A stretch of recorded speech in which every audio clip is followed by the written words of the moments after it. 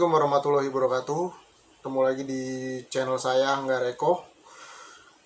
Pada video kali ini saya akan membahas soal bagaimana cara kerja sosial media untuk berjualan atau berbisnis.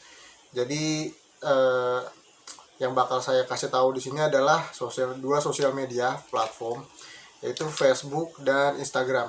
Tapi untuk di part pertama ini saya akan memberitahu tentang Facebook.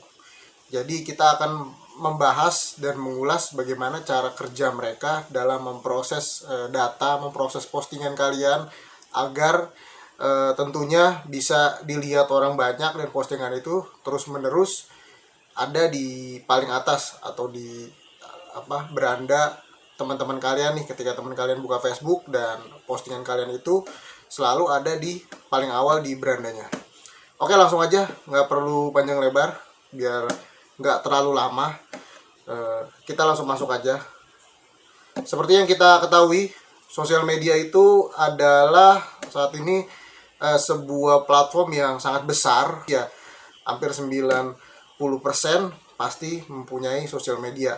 Dan macam-macam ya, ada Instagram, Facebook, ada TikTok, ada Twitter, terus ada YouTube juga, dan semuanya pasti sudah memiliki namanya sosial media. Jadi bukan hal yang lumrah lagi dan hal aneh lagi kalau sosial media itu banyak digunakan untuk bukan hanya untuk mencari teman saja, tapi mencari informasi, dan yang banyak banget digunain saat ini adalah untuk berjualan, untuk promosi, untuk memberitahu sebuah produk, kan. Nggak cuma barang aja di situ, ada jasa pun juga banyak dipromokan atau dijual di sosial media. Terlebih lagi Facebook sendiri itu kan penggunanya semua kalangan ya. Kalau saya lihat nggak terkhusus dan tidak terspesifikasi gitu kan. Jadi semua orang bermain Facebook, dari anak-anak sampai orang tua.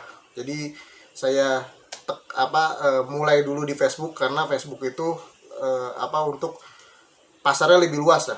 Secara market size-nya itu lebih besar daripada Instagram, dan barang apapun yang kalian jual itu bisa masuk ke Facebook.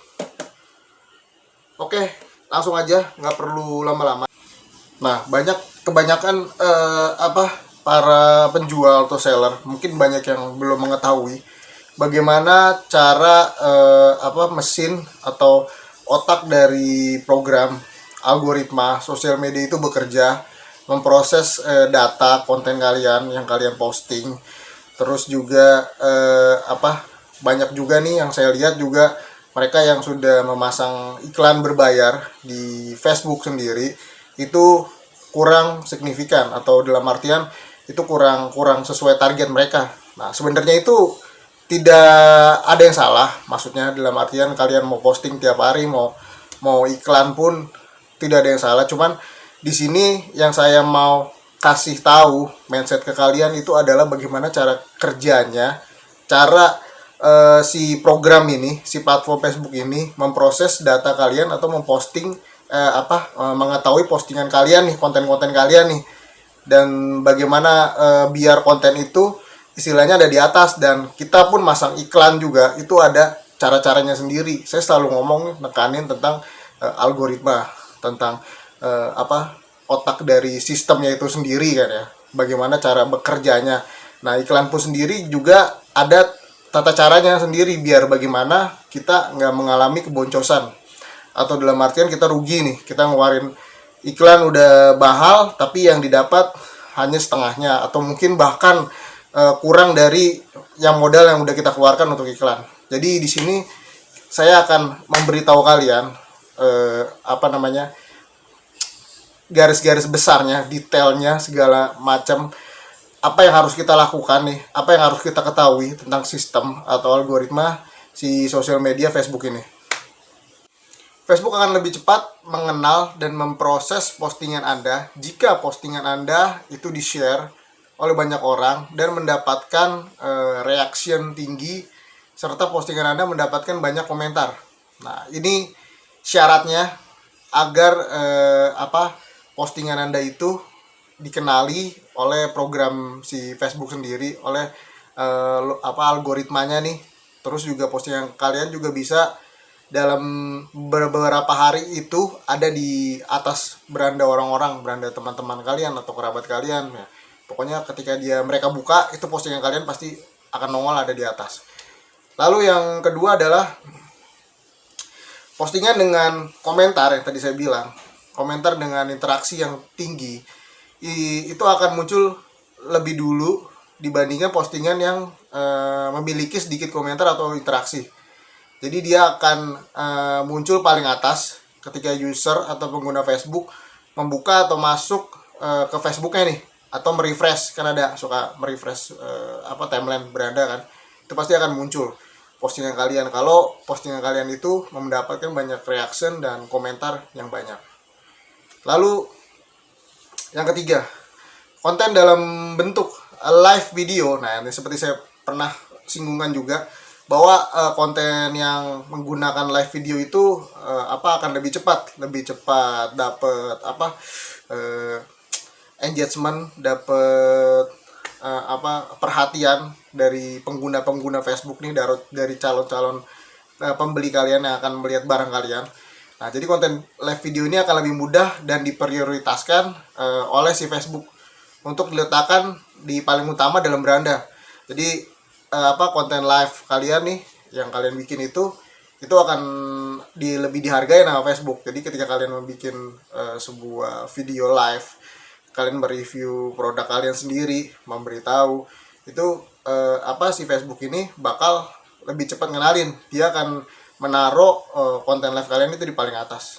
Ketika teman kalian ngebuka Facebook nih, dia login, itu akan muncul konten video live kalian. Terus juga ketika dia merefresh, itu akan muncul konten live video kalian. Facebook akan menganggap bahwa live video ini akan lebih banyak mendapatkan interaksi dibandingkan video biasa. Jadi pola interaksi seperti inilah yang dicari dalam algoritma si Facebook ini sendiri. Jadi biasanya kalau live itu kan akan ngundang banyak pengen ngeliat.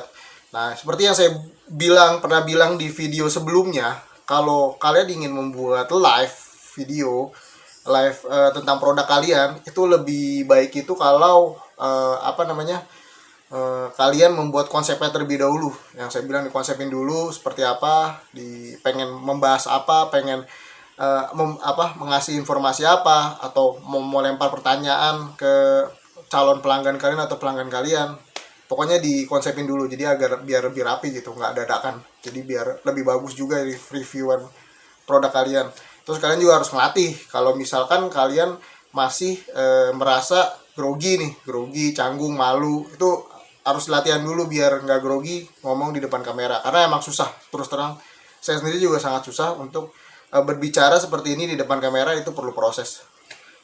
Lalu berikutnya yang keempat adalah postingan di grup-grup Facebook.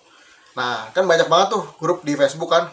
Kalau kalian lihat kan, itu ada grup warga, ada grup jual beli online, apapun lah, itu ada semua, udah ada di grup di Facebook.